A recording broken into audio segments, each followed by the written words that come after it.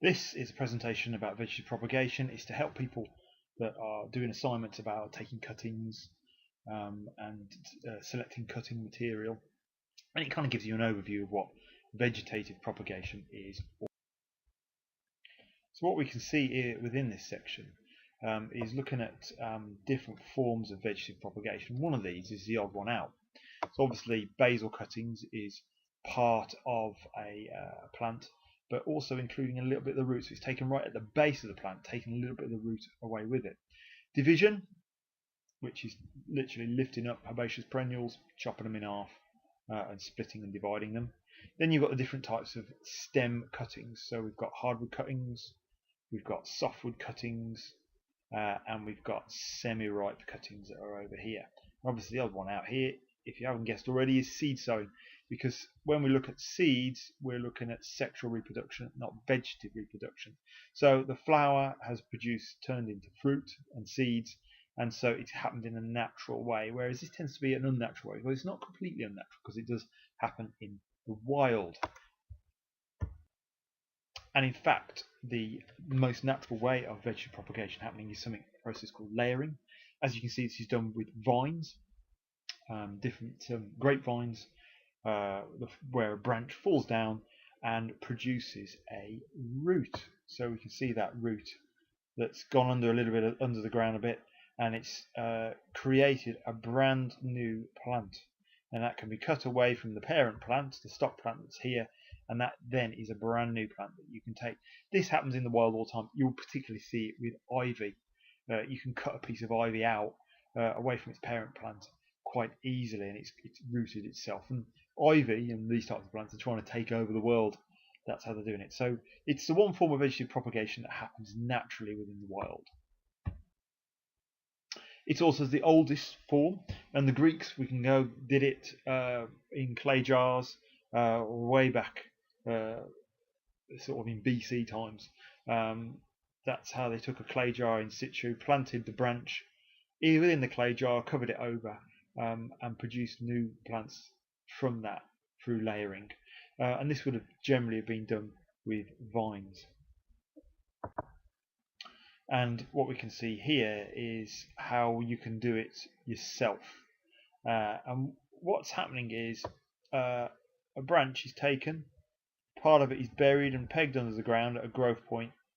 The leaves are showing the other side, so the branch comes up from the other side, and then over time roots form, and then eventually you can sever it away and you can create a brand new plant with this parent plant, the stock plant, still intact.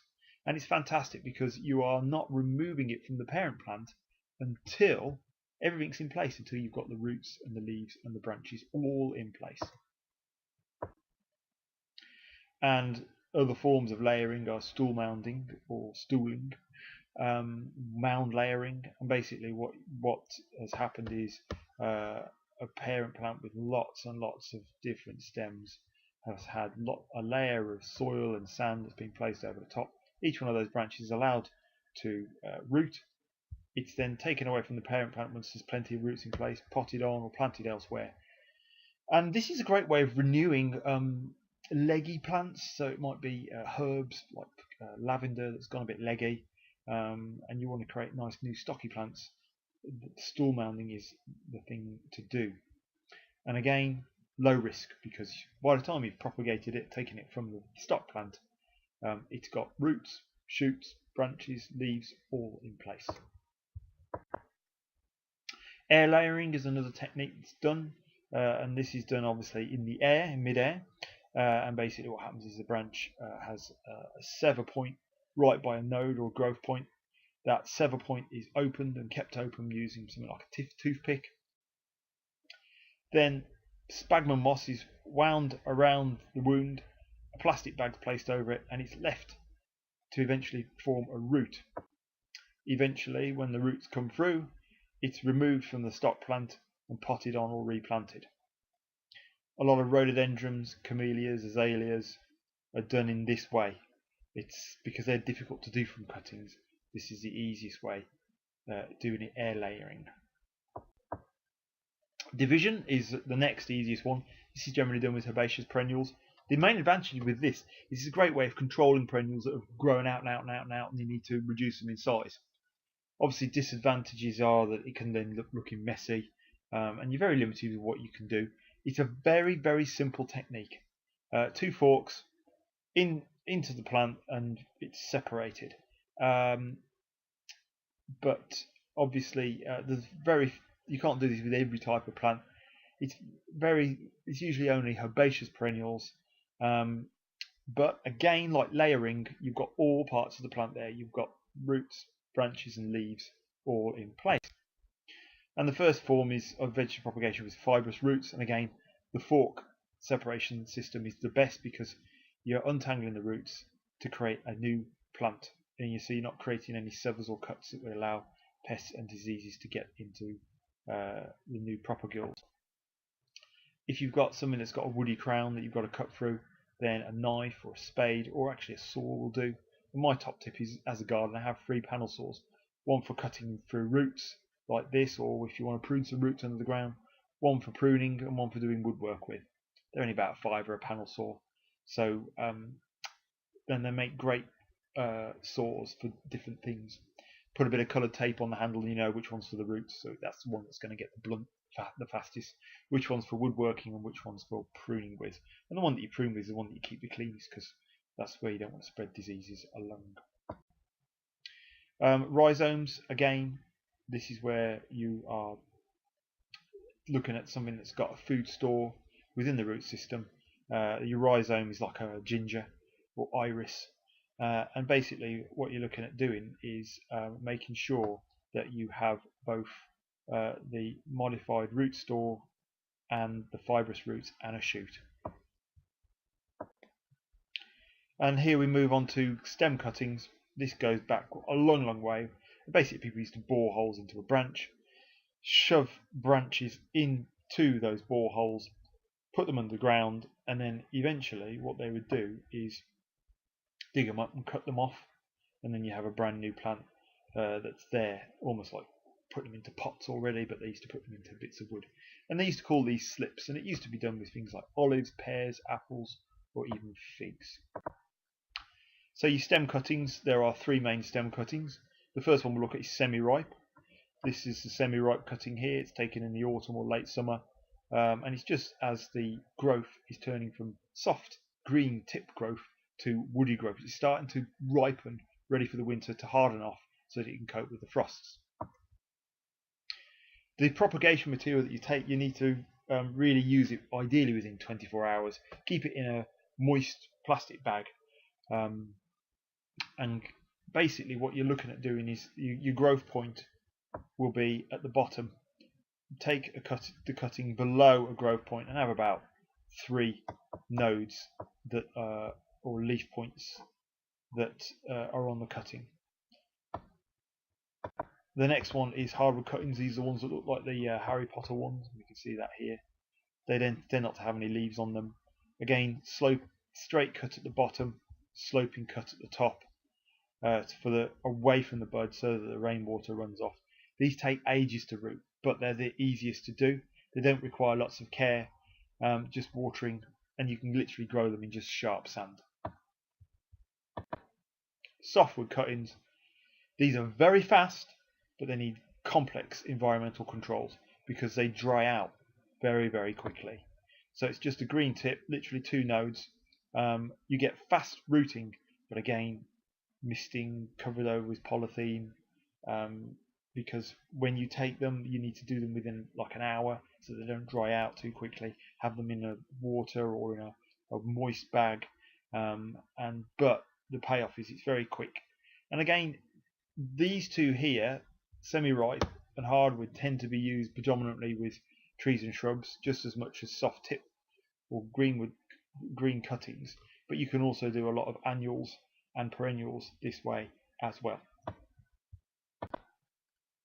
Do you know what your different types of cuttings are? Have you guessed which one on there is the nodal cutting and which one is the internodal cutting? Well, your node cutting is here, just below the node, and once that is buried and the leaf is taken away, by burying it in moist compost and sharp sand, by burying it in a mix of those 2, what you are doing is telling it, instead of to produce branches or leaves or flowers, you're telling it to produce roots.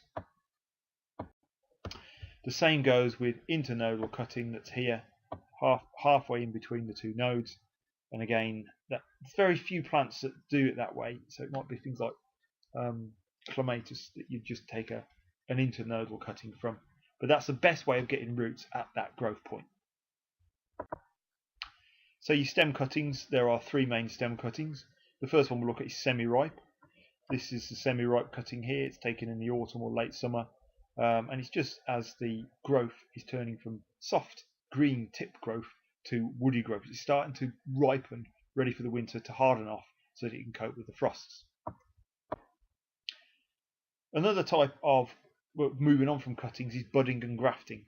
So basically, grafting is where you've got your rooted cutting here, which would have been a hardwood cutting, and this might be of a citrus tree or a pear tree or an apple tree. And basically, this is your basic rootstock. It might be a crab apple, or it might be a dwarf rootstock, and you are then taking a scion from your Granny Smith or your Cox's orange pip, and what you are doing is you are fusing them together by this cambium layer that is below the bark, getting those two to fuse together and creating a brand new type of apple tree. And again, down here on the things like roses, you do a budding. So you take a bud from a really nice rose and you make a T-joint into the stem of your next rose and slip it in, cover it over, wrap it up, and then you'll have another type of rose. And in fact, you can have numbers of different types of rose, different coloured flowers coming out of one rose. This is a great way of producing high value plants, so you can get quite a bit of money for them, but it does quite require a next level of skill. Micropropagation, this has moved to quite high level of skill. You're also investing heavily into your environment. It's working in a sterile environment, and it's doing a lot of manipulation. It's the closest thing you've got really to DNA, sort of genetic modification, without actually doing it. So it's still taking a little bit of a plant, putting it into like a jelly, normally an agar, and getting it to produce roots. It's a great way of creating elite plants. It's a great way of creating an environment that's completely disease-free, and what you're doing is you are propagating plants that are really difficult to get success from, and this might be the only way that you can do it. And what it is doing is producing a high quality yield that is worth quite a bit of money. The disadvantages are that you are cloning the same problem. So it's a little bit like copy and paste in Word. If you keep copy and pasting and you haven't realised you've made a mistake, you've got a spelling error, you've created lots and lots and lots of the problem again and again and again. So the main thing about it is that you have really a really good stock plant or good parent plant, and this is showing you the whole of the process. That it goes into the growing media, it's rooted, it's taken and potted on, but you have to be prepared to do something that you will get the value back, because it takes a lot of investment, and it's quite time consuming in some respects. So that's micropropagation. Again, you're looking at getting the material as soon as possible into the growing medium. You haven't got much time with it, so that's really an overview of how micropropagation works. The growing mediums that you might use, again, what we're looking at is structure, its particles, its good drainage, its control of moisture. We're not interested in feeding or fertilizing the plants, so we're not interested in food and fertilizer or humus. We're not interested in being completely wet, although you can root some stuff in purely just water. But what you're looking at is blends of things. So it might be looking at using your sand, so sharp concreting sand or horticultural grit, mixed with polystyrene, which is a good moisture retainer and heat retainer, and a loam-based sterilised compost, or you might mix it with peat. Rock wool might be more to do with your micropropagation, although jellies and agars are more of that sort of thing. Soft building sand you wouldn't use. Manure, generally speaking, you won't use, and topsoil, because it's not from a sterile environment, are things that you wouldn't use. So you're looking at things like sharp concretey sand or horticultural grit and sand. 50-50 is generally what people do. Loam-based compost and peat. So if you have a cup of sharp sand or a cup of shredded polystyrene, you'd have the same amount of loam-based sand and loam-based peat. So that's how your growing mediums work. And the environment that you put it in, ideally, heated cables works really well. Protected, moist under clear polythene, or having a mister or a automatic irrigation system would also be really, really great.